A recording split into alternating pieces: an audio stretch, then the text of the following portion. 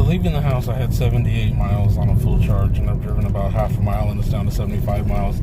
So today I'm going to see how far I can actually go on a tank, or roughly on what my commute is. How far is it compared to what the meter actually says you can go? And I'm not going to change the way I drive or anything. I'm going to drive the way I do every day.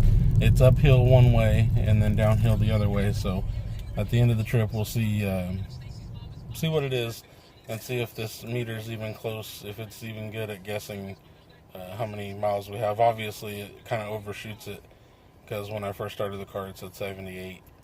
Now it's 75. So we'll see. So I'm here at school picking up the kids, and this is my daily commute pretty much. It was 18.1 miles to get here.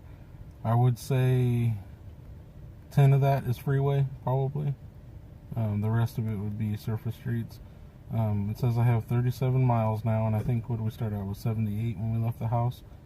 It looks like almost like I'm dropping 1 bar per 4 miles, and I'm wondering if that has to do with the energy economy, where it says 4.1 miles per kilowatt hour. I don't know, but I thought it was pretty interesting that every 4 miles roughly I'm dropping a bar of what energy I have.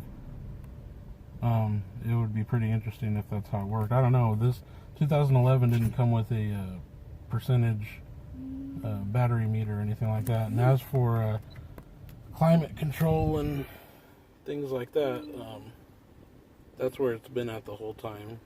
It hasn't moved up from that little tiny sliver.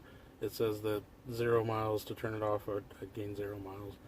Other systems, blah blah blah. But yeah, that's what 18.1 miles. I have 37 miles left. We will we'll check back in when I get home and see what we're left with. All right, so I'm back for my journey.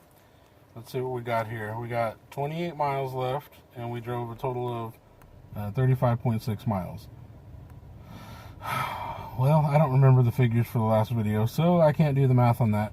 But one thing I will say that that I just discovered, I was just talking to my sister about it, is when you park in a garage, your AC never has to ramp up. It never has to, because you don't start out with the hot car. So like this whole time I've been driving, it's on auto, and I believe it's on, let's see, 68 degrees is what it was on. And I never had a problem. It never went over that amount. Focus. Okay, it even turned off right now. But that little sliver that was there is what it stayed at my whole journey. And I didn't touch it or nothing. But so one of the ways to stay efficient, I guess, on an electric car is to park in the garage, because you don't have to cool down the cabin that's already been kind of staying cool. But anyway, this is it. So what are the figures? I think I left 78 miles, I think is what the meter said when I started it. It says 28 miles now, but that's not entirely true. Let's put it in. So 31 miles. Got to put it in eco. 31 miles plus 35, that's 66 and some change. So that's the real world range of the Leaf, and that's driving pretty economical. Driving about 60-70% freeway, maybe, something like that. But that's the real life range you can expect. This is what my commute is pretty much every day. Sometimes there's a little bit of other driving going around, but I usually never have an issue with it. I got 28 miles left right now, and then I'm sure there's probably some reserve. I don't know. I've never ran it down that far.